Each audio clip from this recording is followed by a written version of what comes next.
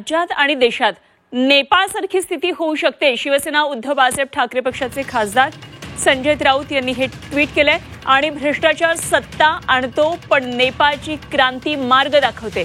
भ्रष्टाचारातून सत्ता मिळवली तर कधीतरी नेपाळ हा होणारच. शिंदेच्या पक्षाकडून माझ्या विरोधात तक्रार दाखल झाली असल्याचं राऊतांनी सांगितलंय. तर संजय राऊत यांनी या संदर्भात ट्विट केलंय. पाहूया आपण संजय राऊत यांनी नेमकं काय ट्विट केलंय. तर संजय राऊत म्हणतात ट्विटमध्ये, महाराष्ट्रात आणि देशात नेपाळसारखी परिस्थिती निर्माण होऊ शकते.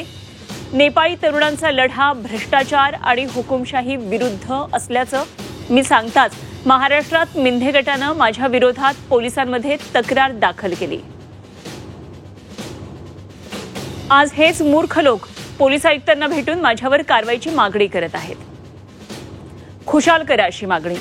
हे लोक घाबरले आहेत.